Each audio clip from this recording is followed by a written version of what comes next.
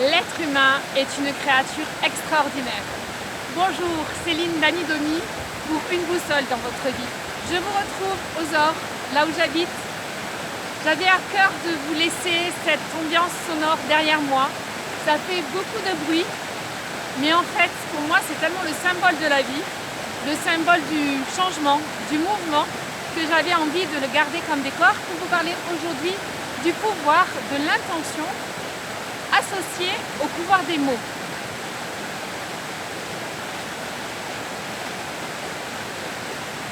Le pouvoir des mots. Chez moi, les mots sont importants. Ils ont leur valeur.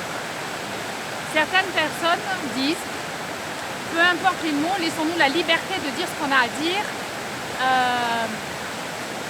Peu importe la vulgarité. Ce qui compte en fait, c'est de vivre librement et que ça résonne en nous et qu'on soit authentique dans ce que l'on dit. Je pense que oui. Je pense qu'il est important de mettre des mots sur ses émotions, de mettre des mots justes et de ne pas chercher à être trop alambiqué. J'ai une culture et une éducation qui fait que quand je parle, il y a une certaine aisance, alors qu'avant, je me pensais que j'étais nulle pour m'exprimer. Pourquoi je pensais que j'étais nulle ? Eh bien tout simplement parce que j'étais moi-même victime du sens des mots, du sens de comment je les ai reçus. J'étais une gamine qui avait du mal à exprimer ses émotions. Et quand j'exprimais mes émotions, c'était pas compris. Donc, il y avait comme un cercle vicieux. C'est-à-dire qu'au moment où je voulais m'exprimer, j'avais le trac parce que je savais déjà d'avance que j'allais pas être reçue. Et donc je n'arrivais encore moins à trouver les bons mots pour m'exprimer. Je bafouillais, et j'étais pas compréhensible. C'était comme un cercle vicieux. Et tout ça est né d'une seule phrase que l'on m'a dite sous plusieurs mots, mais qui sont quand même en substance la même. C'est qu'au moment où je m'exprimais, que j'avais du mal, j'avais une phrase qui était celle-ci, mais tu es bête ou quoi ?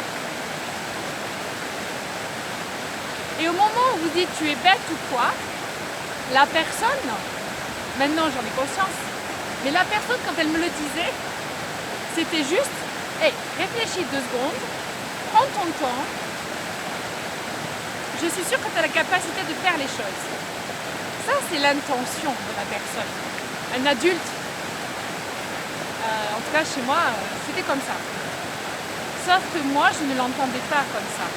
Moi, j'étais mal dans ma peau, j'étais coincée par mes émotions, je n'y arrivais pas. Et me dire t'es bête ou quoi, c'était en gros, mais laisse tomber, tu n'y arriveras pas. Et mon cerveau, lui, il a entendu ça.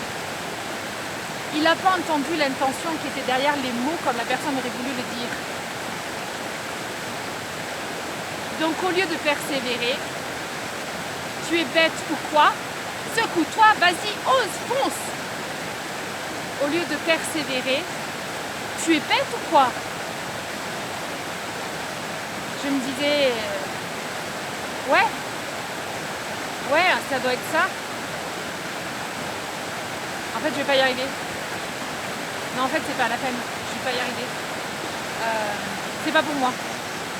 Ils le disent tous. Ils n'y croient pas. Je vais changer de voie.